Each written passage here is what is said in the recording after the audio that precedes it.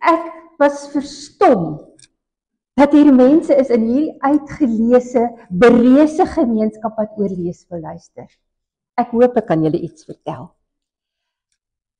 Wonder waar het julle belangstelling in lees vandaan gekom? Ek kan julle vertel waar myne vandaan gekom. Ek het groot geword op 'n plaas daar aan die ander kant Brits, diep in die bosveld tussen die doringbome. Ver van alles, ver van die skool af, ver van maats af, ver van alles af. Ons het nie eers elektrisiteit gehad nie, nie televisie nie, niks nie. Maar ek het nooit gedink ek is arm en afgeskeep nie, want wat ek wel gehad het was boeke. My pa het agter langs die huis 'n garage gebou, lang garage gebou, en die een hele muur was van bo tot onder vol boeke. En ek kon enige van daai boeke lees. Dit was amper 'n klein biblioteek se boeke. En dit het vir my wêreld oopgemaak. Ek het nooit gevoel ek is afgeskeep of arm of het minder as my maats wat gerugby en getennis en allerhande goeders het nie. En ek het altyd gevoel die wêreld is vir my oop, want ek kon oor enige ding op hierdie aarde lees. Terwyl my maats wat in die dorp gebly het, dit waarskynlik nie gedoen het nie. En ek het my voorgenem, ek gaan hierdie wêreld vir my kinders ook oopmaak. En ek het van vroeg af vir hulle gelees. As hulle pruttelrig was dit 'n stukkie brood, 'n storie en bed toe. As hulle in die aand gaan slaap het ons langer stories gelees as die gemiddelde mens, dink ek. En dit het gewerk. Want van vroeg af het my kinders gelees. Daar's my seentjie, hy was nog nie 2 jaar oud nie. Met sy bril sit hy en lees. As ons presente gegee het, was dit boeke. En dit het gewerk. Want toe hulle groter was, het my kinders altyd met 'n neus in die boek gesit. My dogtertjie, verstommend, op allerlei maniere gelê en lees. Dis vandag nog so. Hierdie foto is in Desember maand geneem toe ons kinders van ver af kom kuier het, waar ander mense waarskynlik op die see lees, op die strand lê en rooi brand, het ons gesit en lees. Dit is 'n gesaamgestelde foto, almal met 'n boek. My man met sy Kindle boek. En toe ek gaan skool hou het ek besluit, ek gaan my kinders, hierdie kinders in my klas, ek gaan hulle almal leer om te lees, en ek was verstom. Ek sien baie van hierdie kinders wat nie wil lees nie. Wat sug as dit leestyd is. Ek kon dit nie verstaan nie. En ek gewonder, wat doen ek verkeerd? Hoekom hou hierdie kinders nie van lees nie? En ek het gedink ek moet kyk ook na my leesmetode. In daai tyd was daar eintlik 3 metodes wat baie belangrik was. Die eerste een was die klankmetode. Kat. Voor dit, my ouma het geleer met K-A-T, kat, wat dit was daarom teen daai tyd uit, kat.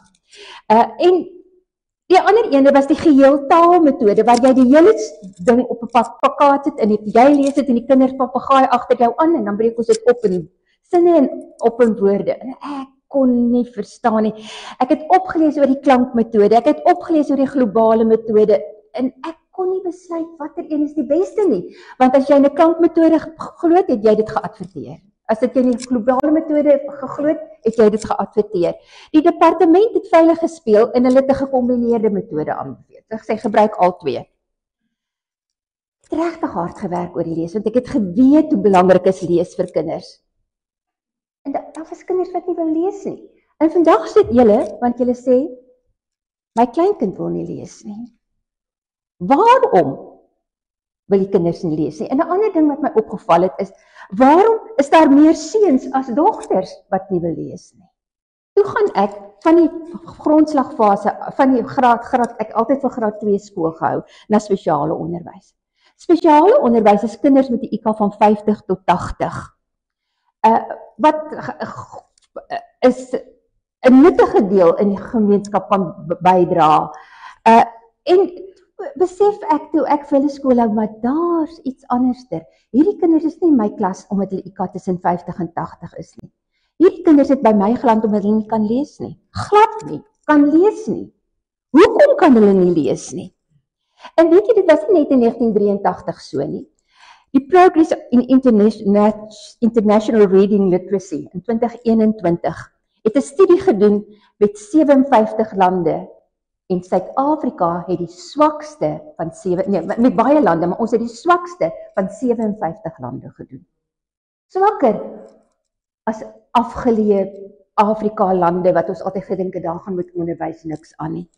Die ergste is, die gemiddelde punt vir al die lande, leespunte, was 500. Weet julle wat was Suid-Afrika?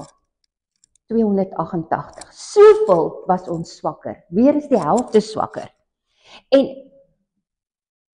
in 2016 het hulle dit ook, het die PIRLS, Progress in International Reading Literacy, ook 'n opname gedoen. En toe was ons ook swak, maar in 2021 was ons 32 punte laer as in 2016. En dit nie teenstaande al die gewarra-warra oor lees en hoe belangrik lees is en nuwe syllabusse en allerlei leesboeke. Hoekom? Kom ons gaan terug na daai spesiale klasie van my. Ek het toe ernstig begin op. Toe dink ek dit moet by die leesmetode wees. Ek moet kyk wat doen ek verkeerd? Wat doen onderwysers verkeerd met hulle leesmetode? En dit is regtig so. As ouens wat in klankmetode het dit opgehemel. Ouens wat in die geheeltaalmetode het dit opgeneem. Eerds het iets nie gewerk nie, want toe het hulle gekom by die geheeltaalmetode. Waar hulle sê, jy word in 'n taal gedompel en daarom kan almal praat. Ons met kinders in lees dompel en dan sal almal kan lees. En ek het gedink, ek is in Afrika tale gedompel, maar kan ek een enkele Afrika taal praat? Iets in hierdie metode, rasionaal is verkeerd. En dit ek gedink ek moet wegkom van wat ander mense oor hulle leesmetode sê en ek moet gaan kyk na die brein. Onafhanklik, niks uit te waai met wat ander mense se oortuigings is nie. En ek het 'n lig het my opgegaan. Ek het belangrike goeders gesien. Die eerste een was oor die rol van die korttermyn geheue. Ek sê nou vir jou iets, jy hoor dit, gee dit 'n bietjie betekenis, steer dit deur na die langtermyn geheue, wat dit betekenis gee en dit vir jou bære om later weer op te roep. En die tweede ding wat ek gelees het is oor geleer hoe seuns en dogters verskil ten opsigte van lees. Daar's 'n groot verskil tussen seuns en dogters oor hoe hulle lees. En ek gaan dit nou vir julle verduidelik. Kom ons begin by die rol van die korttermyn geheue. Het jy geweet dat jy as 'n volwassene 5 tot 7 eenhede, soos syfers, kan onthou vir 5 tot 7 sekondes? En as jy dit nie deurgestuur, verwerk het en deurgestuur het na jou langtermyn geheue toe nie, is dit by die een oor in en by die ander oor uit. Klink dit vir dit onmoontlik? Ons kan dit gou toets. Daar's 'n lekker lang telefoonnommer. 0834500474389. Moet hom nie neerskryf nie, moenie kol nie. OK, ek gee jou 5 sekondes. Probeer om onthou. Kan jy dit vir my herhaal? Probeer. 083 miskien. 474 nog iets. Mens kan dit eintlik nie onthou nie, want ek was naar. Ek het meer as 5 tot 7 eenhede gebruik. As ek hom vir jou so wys, gaan jy dit waarskynlik beter onthou. 083 4500 474389. Ek gaan dit tog wys. Dit was nou slim, Martha. Daar is hy. Hoekom gaan jy hom beter onthou? Want ek het dit in kleiner eenhede opgebreek. As ek hom vir jou so gegee het, is ek seker 9/10 van julle gaan dit onthou. 083 4500 474389. Want ek het dit in kleiner eenhede opgebreek. En as jy nou dit na jou langtermyn geheue toe deurgestuur het wat dit verwerk het, het hy vir jou gesê, ag, jy hoef nie 083 te onthou nie, want dit is 'n baie bekende begin van 'n selfoonnommer, 4500474. Kan jy nou vir my dit herhaal? 083 4500 Ek kan dit nie, dit is my telefoonnommer. Goed, dit is nou oor die rol van korttermyn geheue. Sê vir my, wys vir my 5 tot 7 eenhede vir 5 tot 7 sekondes.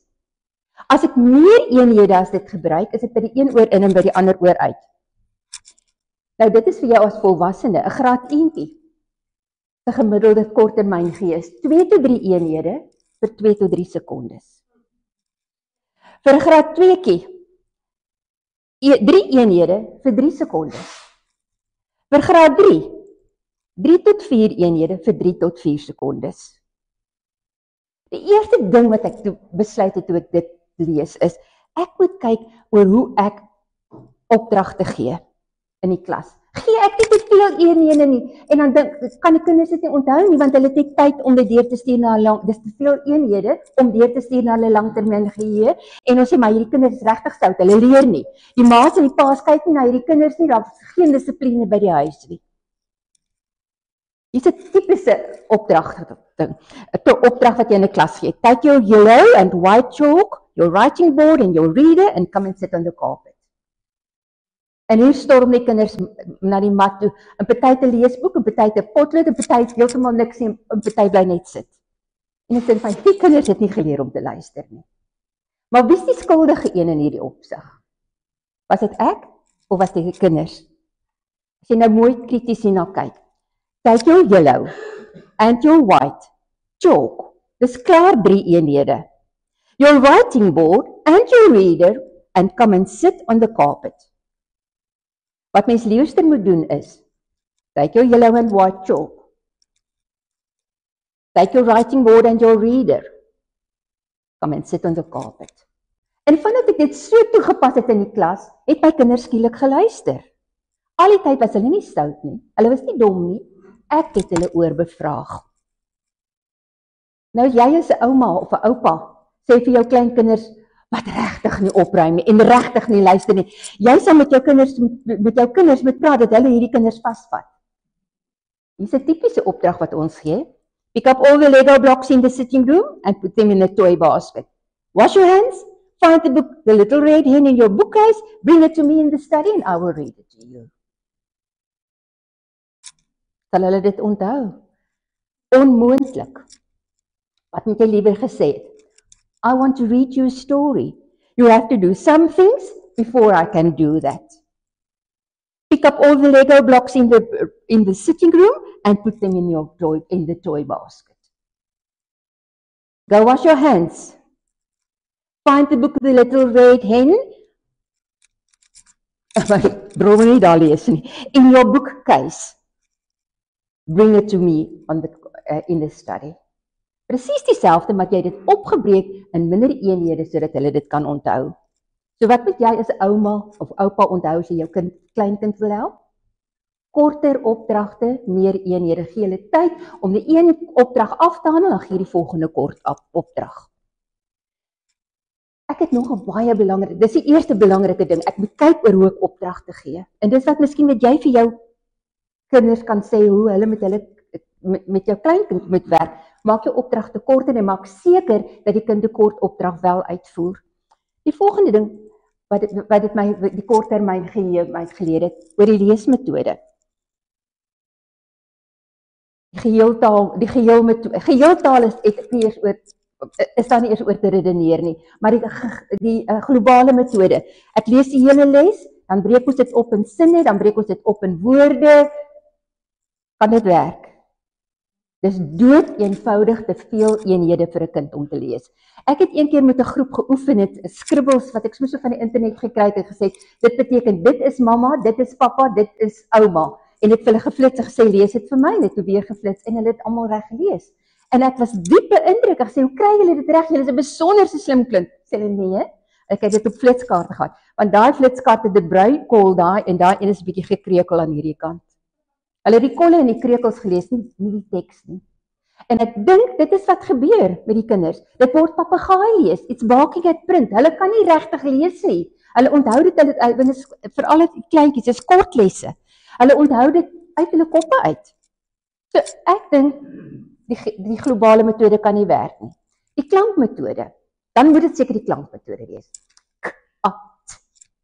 Maar die van julle wat as skool gehou het julle ook al of 'n ouma wat die kind wil leer lees en hy moet klank uit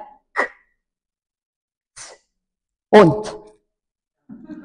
Wat het gebeur?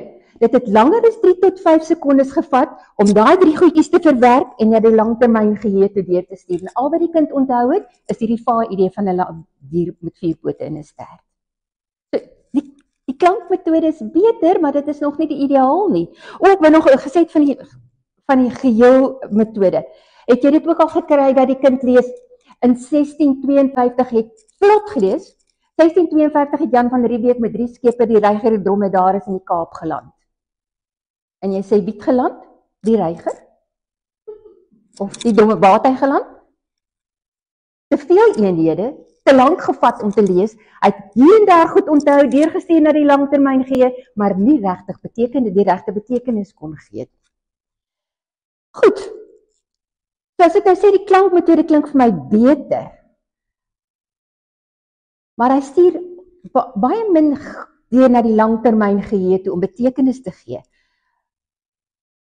Hoe kry ek soveel eenhede as moontlik in die kind se langtermyn geheue om betekenis te gee? Dat dit nie net 'n kort klomp klankies is nie, maar dat hy betekenis gee. Met behulp van hoë frekwensie sigwoorde. Wat is hoë frekwensie sigwoorde? Dis woorde wat jy net so moet herken.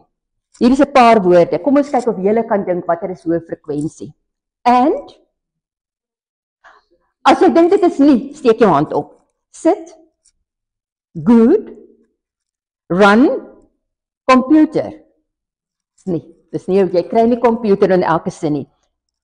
In, now, vegetables, hospital, nee, come. Waarom is hierdie hoë frekwensie? En dis woorde wat so erken moet word. As ek hom vir jou flits, moet jy weet wat het jy gelees. Wie kon?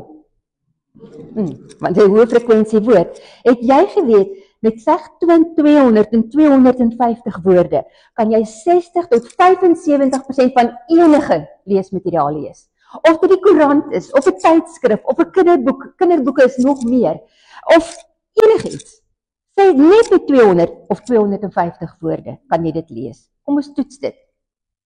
In front of me sit grandparents who are very interested in their grandchildren and most of the time love them and want them to be happy and successful. Ek gaan dit nou weer vir jou lees, dan gaan ek die hoë frekwensie woorde hardop lees en die wat nie hoë frekwensie woorde is nie, sag lees. Dan luister jy, kyk, kan jy self besluit, is dit 60 tot 75%. In front of me sit grandparents who are very interested in their grandchildren and most of the time love them and want them to be happy and successful. Het ek jou oortuig? Julle kan dit regtig maar vat uit enige tyd, enige sin vir my gee en ons kan dit so kyk. Nou daai puls, so jy as grootouer, gaan as jy jou kleinkind wil leer lees, gaan jy klanke gebruik en jy gaan konsentreer op sigwoorde. Want as jy kind, en die ding is, as hy 60 tot 75 van daai sigwoorde 60 tot 75% van leesmateriaal uitmaak en die kind kan daai woorde ook reg skryf, dan gaan hy 60 tot 75% van dit wat hy wil skryf reg skryf. Goed. Ek het nou vir julle gesê van die rol van die korttermyn geheue. Ek het ook, die ander ding wat ek gelees het, is hoe seuns en dogters verskil ten opsigte van leer. Die eerste ding was, wat my opvallend was, is hoe belangrik is beweging vir leer. Dink bietjie aan kinders. Babas vat aan alles, prop alles in hulle maag, skap alles. Peters, klim en klouter oral, dat jy moet goed ver weg sit of die kinders gaan dit aftrek. Kleuters, hardloop en draf. Ek dink altyd as ek so baie soos hardloop en draf het soos 'n kleuter, het ek nie 'n boepie gehad nie. En selfs op skool, hierdie kinders hardloop, ek onthou soos ek skool gehou het, as die pouse tyd is, hulle kom en dan ry dit na jong hondjies, na baba hondjies, want almal is papnat gesweet. Beweging is belangrik. Kinders leer deur te beweeg. En dit geld vir kinders, maar ook vir volwassenes. Party van julle begin nou 'n bietjie weer gesit raak. Kom ons doen 'n bietjie beweging. Kom ons doen stoel yoga. Ek sal julle nie met die jonger gehoor doen ek groter dinge, maar ek sal dit nie aan julle doen nie. Probeer dit bietjie. Dit is wat ons gaan doen. Ons gaan sê 1 2 3 regterhand op 1 2 3. 1 2 3 linkerhand 1 2 3. 1 2 3 albei hande 1 2 3. 1 2 3 1 2 3. 1 2 3 1 2 3 1 2 3 1 2 3. Ons probeer dit maar vinniger. 1 2 3 1 2 3. 1 2 3 1 2 3. 1 2 3. Wat is nou? 1 2 3. Dis die ouderdomsprobleem wat hier inkom. Dink ek, hoe voel jy nou teenoor 'n minuut gelede? Is daar 'n verskil? Ja, daar is 'n verskil. Jy het jou brein weer wakker gemaak. En nou kom hierdie kinders in die klas. En wat hoor hulle? Sit stil. Moenie so kriebel nie. Hou stil jou voete. Is dit die regte ding wat ons doen? Kinders leer deur te beweeg. Die volgende ding wat ek geleer het oor die verskil tussen seuns en dogters is taalverwerwing.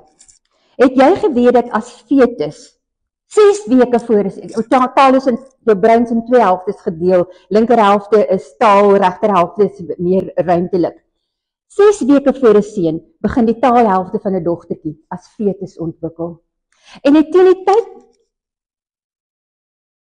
as 'n dogtertjie gebore word, is sy taalmatig 7 weke voor die gemiddelde seun. Wie praat eerste, dogtertjies of seentjies? Dogtertjies, daar's nie eerste twyfel nie.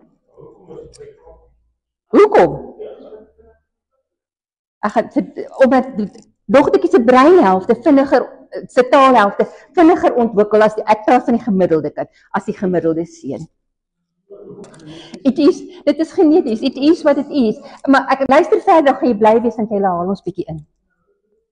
Teen 6 jaar is 'n dogter 12 maande taalmatig sterker as die gemiddelde seun. Dis 'n jaar sterker. Dink 'n bietjie hoe speel dogtertjies. Hulle speel pop en hulle gesels en hulle hou skool en hulle gaan te keer. Wat doen die seuns? Hulle hardloop en hulle stoei. Pap nat gesweet kom hulle in die middag by die huis aan. Want wat, weet jy wat? 6 maande voor die dogtertjie begin die seun se ruimtelike helfte ontwikkel. En hulle is ruimtelik sterker as 'n dogter tot op 'n interessante punt, ek sal julle nou vertel. Teen 9 jaar is 'n dogter 18 maande voor die seun taalmatig. Dit het 'n groot invloed. Dogters het 'n groter woordeskat as seuns, die gemiddelde dogter. Hulle luister beter as die gemiddelde seun. Jy gaan nou hier sien. Hulle gee beter aandag. Hulle word nie so moeg, seuns word moeg as hulle die hele dag moet luister, dogtertjies nie. Hulle gee toepasliker antwoorde.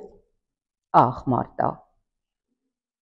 Hulle het minder spraakprobleme. Hier kom jy nou in. Het jy geweet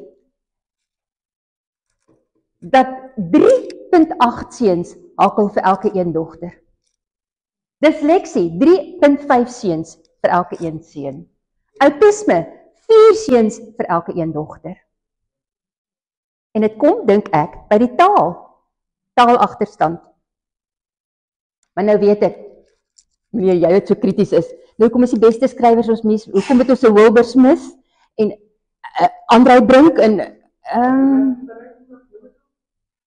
ekskuus? Breitenberg? Dit is waar. Die probleem kom by puberteit. Wanneer is die gemiddelde kind se puberteit, dogtertjie se puberteit? 12, 13 jaar.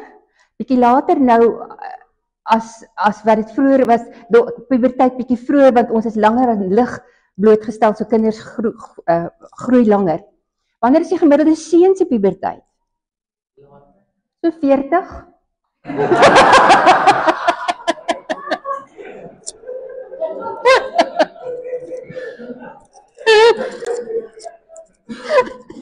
Kyk vir my. Die gevolg is, hulle puberteit is heelwat later, hier 17, 18. En wat gebeur? Hulle breintaalhelfte groei en groei. Wat gebeur as met puberteit? Daar's 'n verskywing in hoe jou brein ontwikkel. En nou begin hy hormonaal ontwikkel en ander dinge raak vir jou belangrik. En seunsin is hier, meisietjies het 13, miskien tussen 11 en 14, seuns tussen 17 en 18, is die gemiddelde seun op die hoogste van sy puberteit. En wat gebeur? Hulle haal die dogter se taalvermoë in en steek ons selfs verby. Moenie sleg voel die vrouens, ons corpus callosum is dikker as die mansin. Dit beteken, ons kan op meer as een plek gelyk luister en gelyk doen. Ons kan hoor, dit gebeur en hier bel my man en ek kan hom nog antwoord terwyl ek my kind se hare vleg en die baba met, terwyl as jy vir jou man sê, hy is besig met die foon, jy sê net vir Anna dit en sê, ag, wag, ek hoor wat sê my vrou. Hy kan nie op twee plekke gelyk, want sy corpus callosum sukkel om die twee helftes met mekaar te verbind. Maar nou kom ons in die klas. Dogtertjies is sterker met lees, hulle is taalmatig sterker. En wat gebeur? Wat sê ons in die klas vir die kinders? Sit stil, moenie so praat nie. Vinger vir jou mond as ek moet jou praat. Daai kinders van hulle taal ontwikkel, die dogtertjies kom reg, maar die seentjies kry nie kans om hulle taal te ontwikkel nie. Nou wat kan ek as ouma of oupa doen om my kleinkind te help? Veral as dit 'n seentjie is, maar jy kan dit maar met die dogtertjies ook doen, want as dit 'n beweging is, as hulle beweging doen, dan oefen hulle ruimtelike vaardighede wat bietjie agter die seuns is.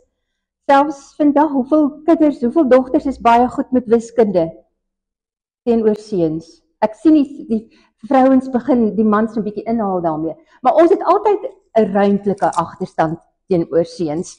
Hier's 'n oefening wat jy met die kinders kan doen. Jy kan werk met klanke. Ek het sigwoorde hier. Jy weet mos nou al, jy gaan konsentreer op klanke en op sigwoorde. Ag, ek sal sommer hierdie paar vat. Jy flits die woord so vinnig as wat jy kan en sê ek weet jou, jy kan hierdie woorde nie lees terwyl jy op een been staan nie en jy flits vir hom. Kan jy byhou? Ek kry dit ongelukkig nie vinniger geflits nie. Jy het dit maklik reg gekry. Ek weet jou, jy sal dit nie kan doen. As jy op een been staan en jou hande so hou nie, en dan doen jy dit weer. Dit is vir die kind 'n speletjie en hy kom nie agter, hy's besig om sy sigwoorde wat 60 tot 75% van enige iets is, te oefen nie. Jy het dit maklik reg gekry. Ek weet jou, jy kan dit nie doen deur op een been te staan en jou hande bokant. Ek wil dit nie eers demonstreer want ek gaan direk omval. So, en as hy dit reg kry en sê jy, maar jy kan dit nie doen met een oog toe nie en so aan. So dit is een lekker manier waarop jy die kind se lees gaan oefen. Oefen die kind se sigwoorde met hom. Vergeet lang leeslesse en so aan. Oefen sigwoorde met sy dit vinnig kan lees, kan hy 60 tot 75% van enige boek wat jy vir hom oopmaak vinnig lees. Ek gaan julle nou nog 'n speletjie gee. Hier is voorbeelde van sigwoorde. Nou gaan julle saam speel. Gaan lekker wees. Oefen met die kind. 'n Lekker speletjie is sigwoord bingo. Jy het 'n potlood gekry en 'n blokkie met papier. As jy lus het, maar jy gaan dit geniet en ek het 'n prys. As ek hom kan kry. Hier sit. Kies vir jou, gebruik een van die twee blokke, ons gaan dit 2 keer speel. Kies vir jou enige van hierdie sigwoorde. Hoeveel blokkies is daar? 3, 6, 9. Enige 9 sigwoorde en vul dit in die blokkies in. Ja, verskillendes. 9 verskillende woorde. En kyk hoe slim oefening is dit, want die kind moet die woorde lees en dit skryf. Ja, skus. Maar jy moet vinnig werk, want onthou jou korttermyn geheue. Jy moet spoed insit. Dit is slim dis waar jy hulle kies. Ja. Almal klaar? Goed. As ek nou jou 'n woord gee en jy het hom, trek 'n kruis oor hom. Julle weet mos hoe werk bingo, dink ek? As jy 3 onder mekaar, 3 langs mekaar of 3 en ek so is, dan sê jy bingo en dan kry jy 'n prys wat hierin is. Goed, hier is my woorde wat ek vir jou gaan lees. It, are, that. Kan jy sien hoe 'n goeie leesoefening is dit? Hierdie kind gaan lees of dit bars. Please. Boek. As jy 3 in 'n ry het, dan sê jy bingo, hoor, dan weet ek jy moet 'n prys kry. Come. That.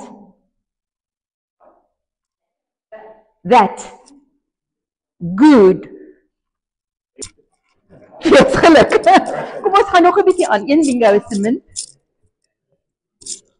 Waar was ons? Few.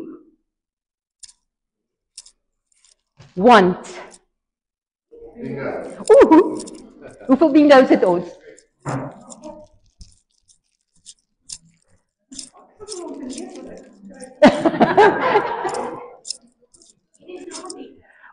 Ek bring vir jou.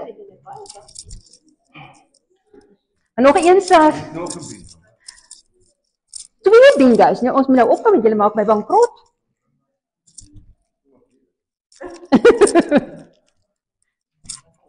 Nog 'n sarsie en dan gaan ons 'n tweede een begin. Waar was ek nou laas? Het ek al run gesê? Sleep. Okay. Nee, maar dit kan nie. Het jy 2 bingo's gekry? Ons moet jou kontroleer. En jy sê aan die een. Goed, 'n variasie daarop.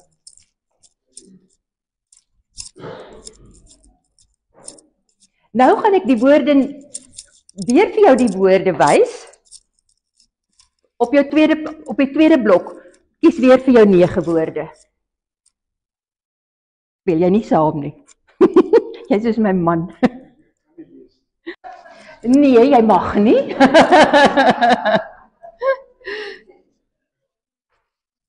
Almal klaar? Mens kan nie eintlik nie jou kind se lees oefen sonder flitskaarte nie. Nou gaan ek vinnig vir jou een flits. 'n Sigwoord flits.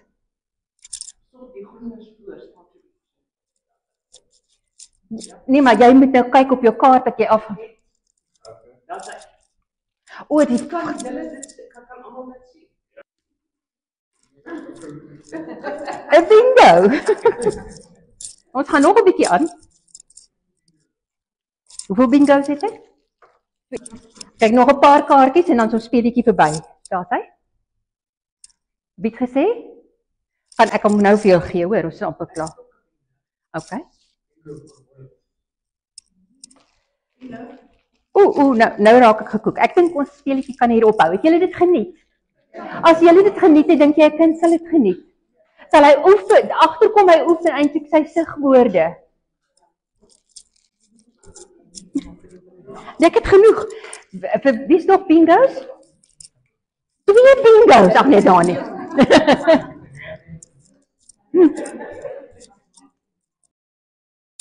Nou die ander ding, jy weet nou al, jy moet begin met klanke met die kind, so gou as moontlik in sigwoorde wat hulle so vinnig as moontlik moet lees. Spoed is belangrik, hoe meer eenhede jy per minuut na jou langtermyn geheue toe kan stuur, hoe beter gaan jou begrip wees. En jy weet jy moet konsentreer op klanke en op sigwoorde, en dat die geheeltaalmetode is, die globale metode eintlik regtig nie werk nie. Goed. Daar selfs ding het nog 'n ding gekyk. Hulle het gekyk na taal, lees en leesbegrip en 'n skokkende ding uitgevind. Slegs 19% van leerders lees met begrip. Nee man, jy moet nie hier aangaan nie. Wat is dit nou met jou? Ja, slegs 19% van leerders lees met begrip. Die res doen hulle baking at print. Kort leeslessies, die juffrou lees 20 keer met die kinders in die klas deur, hulle is lankal uit hulle kop uitgeleer. En daai ander een wat ek net vir jou gesê het van in 1652 het Jan van Riebeeck. Hoekom het hulle nie leesbegrip gehad nie? Dit het langer as 5 tot 7 sekondes. 3 vir 'n kind. Sê maar kom ons vat 'n graad 5. 5 sekondes gevat om deur te gaan na die langtermyn geheue en betekenis te gee.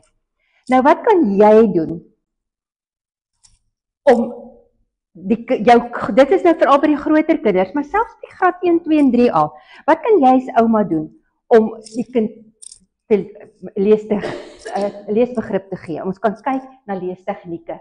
Die basiese tegniek is hardop lees. En ek dink die meeste skole kom net tot by hardop lees. Die kinders moet staan, hulle moet hardop lees. Hulle vergeet om die res te doen. Stil lees. Hoe gaan jy stil lees doen? As die kind vir jou iets vir jou moet lees, word pen vasbyt tussen die lippe en die pen mag nie uitval of nie roer nie, dan kry hy sweet as hy dit gedoen het. Maar hierdie tegnieke en soek vir my al die woorde met y en o, maar dit is basiese tegnieke, veral vir graad 1, 2 en 3. Nou kom ons by tegnieke wat regtig leesbegrip aanmoedig. Ons kry vooraf lees. Vluglees. Ek gaan hulle een vir een vinnig met julle behandel. Lees en nabetragting en deeglike lees. Nou goed, hoe gaan ek vooraf lees doen? Met 'n kind, wat is vooraf lees? Dis scanning. Hier gaan jy supermark toe en jy wil 'n tydskrif koop om te lees. Wat doen jy? Jy kyk hoe lyk die voorblad, jy vat hom in, blaai hom net so vinnig, jy lees nie regtig nie, jy kyk net, jy dink, nee, wat hierdie is alweer net daaroor, ek sal hierdie een vat. Dit is vooraf lees. Jy het nog nie regtig gelees nie, jy het net gescan wat jy dink wat in die boek aangaan. Hoe gaan ek dit met 'n kind doen? Jy gaan die boek vat, dit is nou veral hier van graad 4 af, en jy sê, wat is die titel? Wie is die skrywer? Bespreek die omslag, en voorbeeld, voorspel waaroor die boek gaan. Waarom sê jy so? Hoeveel bladsye het hierdie boek? Dan blaai jy vlugtig met die kind deur die boek. Kyk vinnig na die illustrasies. Voorspel weer waaroor die boek gaan. Waarom sê jy so? Was jou eerste voorspelling reg? Waarom dink jy dit was reg of dit was nie verkeerd nie? Kan jy opmerk dat die vrae wat jy vra elke keer sê waarom?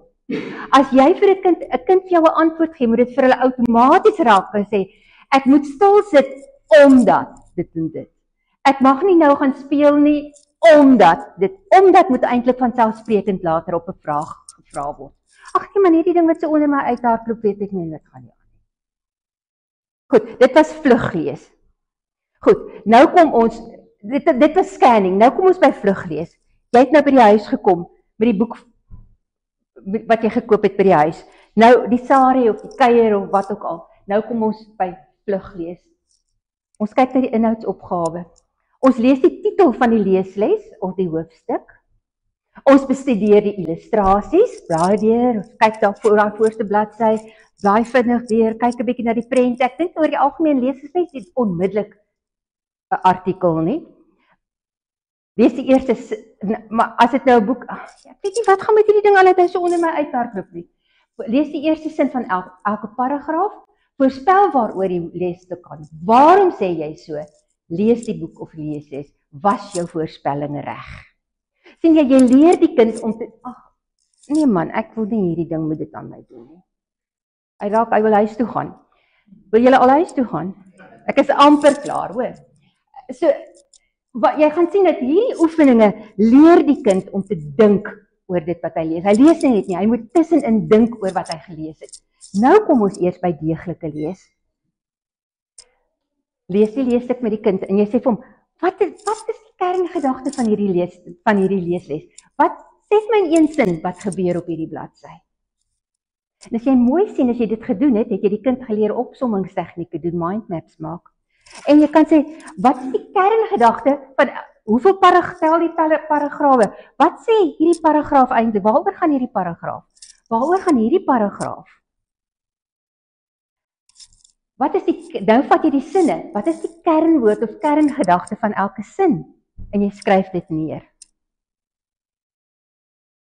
En as jy dit so doen, het jy 'n geheuekaart of 'n mindmap met die kind gemaak. En dan leer die kind sommer 'n leertegniek. Ek moet nie papegaai leer doen nie, ek moet besluit wat is die belangrikste en ek moet 'n mindmap maak. En dan is die volgende stap, vertel die storie op die feite terug met behulp van die geheuekaart. En dan kom ons by nabetragting. Dit is daai begripstoets na die tyd. Dan kan jy vir die kind vra, het jy van die les gehou of nie gehou nie? Van watter storie het jy die meeste gehou? Waarom? Onthou altyd vra, waarom, dat die kind kan leer om te dink. Watter karakters kan jy uit die storie uit onthou? En dit is woorde wat in die nuwe syllabus gegee word. Kinders moet die hoofkarakters, bykarakters. Van watter karakter het jy die meeste, die minste gehou? Waarom sê jy so? Waarom dink jy het dit of dat gebeur? Ag, hierdie ding hardloop onder my uit. Nou weet julle sommer is die einde. Dit was nou baie deur mekaar hier aan die einde. Hierdie deel het nou onder my uitgehardloop en te vinnig. Wil julle ek moet weer daardeur gaan of is julle by? By. Dit gaan buitendien op die webwerf wees. Ja. Is daar enige vrae wat ek verder kan antwoord?